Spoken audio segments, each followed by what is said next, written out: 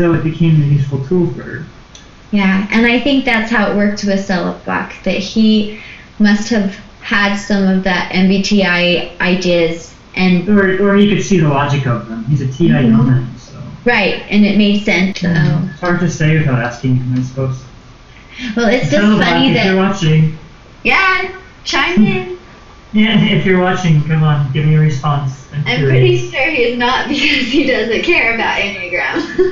Whatever.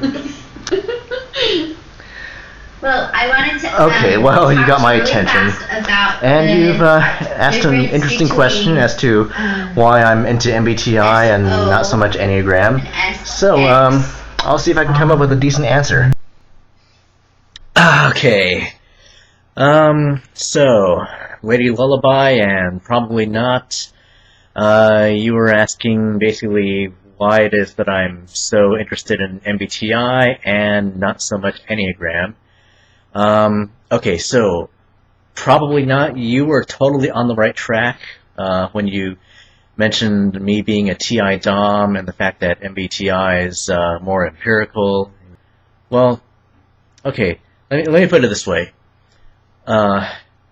If the Myers-Briggs personality types were not represented by a 4-letter code, and instead they were just 16 archetypes, like the mechanic, the protector, the duty fulfiller, the mastermind, and the only thing associated with those types were just general descriptions, and they weren't broken down by those 4 dichotomies.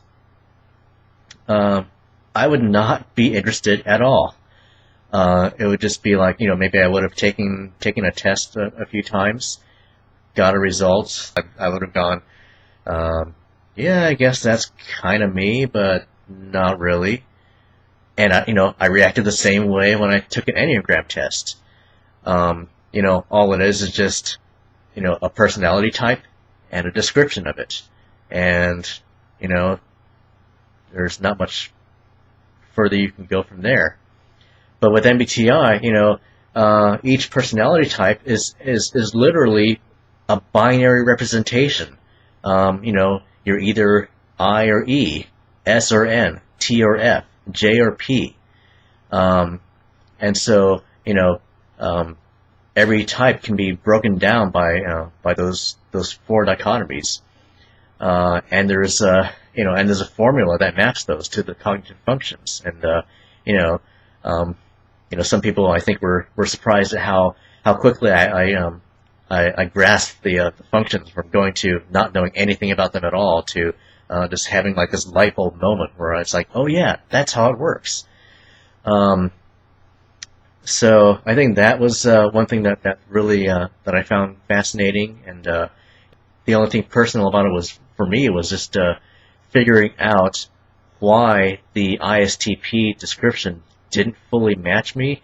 And once I was able to figure it out, it was, I know I'm an ISTP not because of any general description, but because I can relate to the functions that make up the ISTP.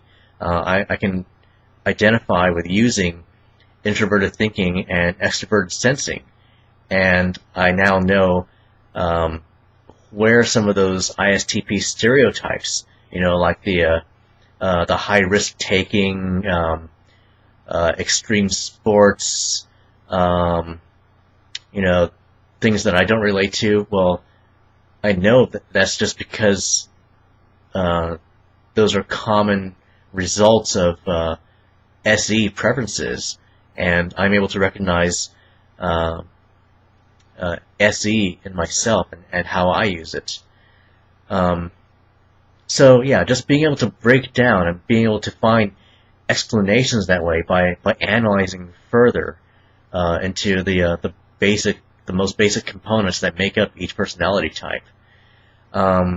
Whereas with Enneagram, you start with just a single-digit number. Okay, so I take a test and I get type 6. Okay, so what's a type 6? You have to read the description, and, if I don't relate to the type 6 description, then what? What does it mean? Where do you go from there? Basically, where you go from there is to add on extensions to the theory. Like you're either a 6-wing 5 or a 6-wing 7, and then there's the whole tri-types, which I still don't understand. But my point is, you're basically adding on these extensions to the theory, whereas with MBTI, you already have everything you need to work with, and it's just a matter of just breaking it down further, which is something that I, as an ISTP, really enjoy doing. So, like Lady Lullaby, you're thinking that, comparing that with your ISFJ mom, and how she really loves Enneagram, and she couldn't get into MBTI because it was a bit too complicated. Well, in her case, and I suspect this is the case with a lot of feelers. It's more of a personal thing. You don't want to analyze it. You just want to be able to relate to it. And Enneagram totally allows you to do that. It just gives you 9 different personality types, and you find one that you can identify with, and you may find people being described by the other types.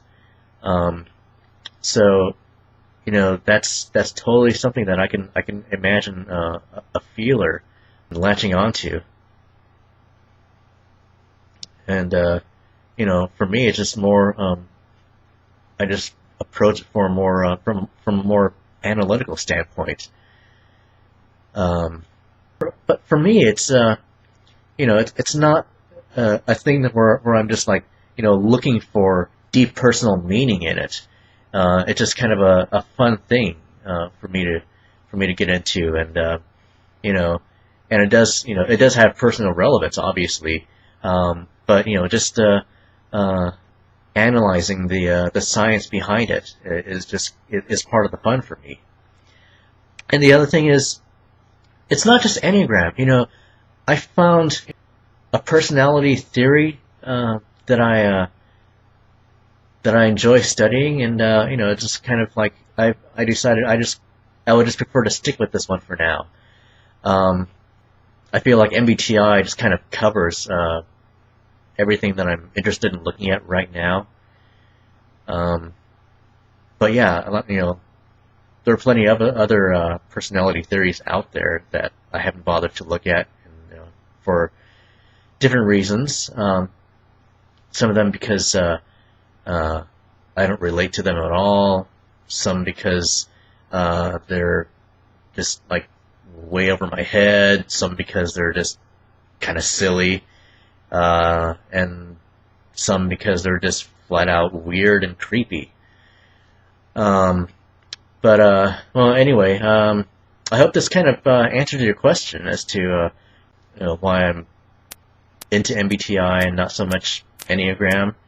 Yeah, if there's anything else further you'd be interested in discussing, I find these topics interesting, and I also like how you're kind of wondering whether Enneagram might explain why a person might develop a persona based on their upbringing, and why, as opposed to rebelling against their parents.